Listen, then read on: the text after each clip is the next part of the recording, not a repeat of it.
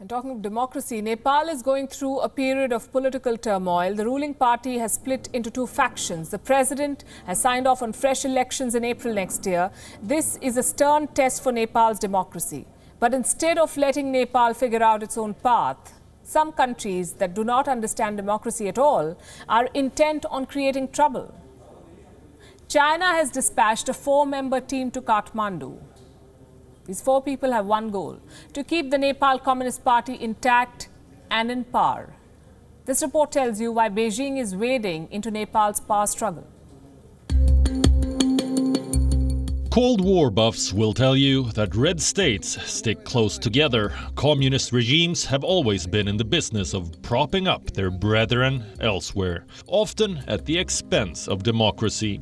Here's a 21st century reprise set in the Himalayas.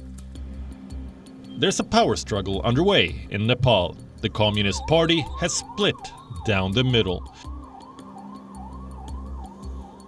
But China is playing spoilsport. On Sunday, a 4-member team arrived in Nepal from Beijing.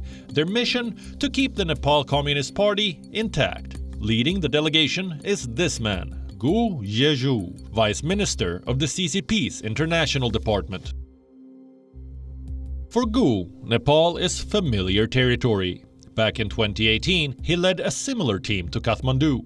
The objective was to unite Nepal's 2 warring communist factions: Oli's Marxist-Leninist group and Dahal's Maoist center.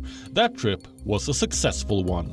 In May 2018, both factions joined hands. The Nepal Communist Party was formed. 2 years later, Gu is employing the same strategy. He is strutting the corridors of power in Kathmandu with seemingly limitless access. On Sunday, the team met President Bidya Devi Bhandari and Prime Minister Palki Sharma Upadhyay.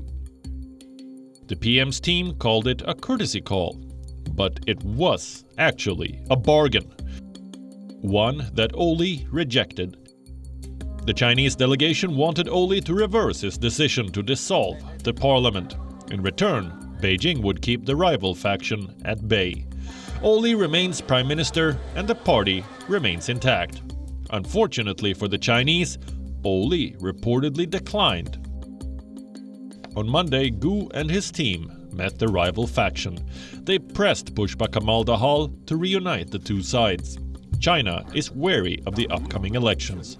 The communist vote will be split between the 2 factions. Other parties could capitalize. Parties that may not pursue a pro-China policy. But the NCP is a known quantity. During their days of insurgency, China was among the biggest supporters. So today it considers the NCP to be a natural ally, bound by the thought of communism. The people of Nepal do not reciprocate this feeling. They detest Chinese high-handedness. Geopolitically, Nepal is a crucial ally for China. A favorable government in Kathmandu would give Beijing the upper hand against India. A communist split threatens this objective, so Beijing dispatched its top man to play power broker. But it's a dangerous game, one that threatens to derail Nepal's hard-fought stability. This is a country whose rulers were massacred in their own palace. A country that was traumatized by 10 years of civil war and insurgency. And now, when peace has finally been achieved, China's quest for influence is threatening to derail it. A bad neighbor is indeed a great misfortune. Bureau Report, WION. World is One. WION is now available in your country. Download the app now and get all the news on the move.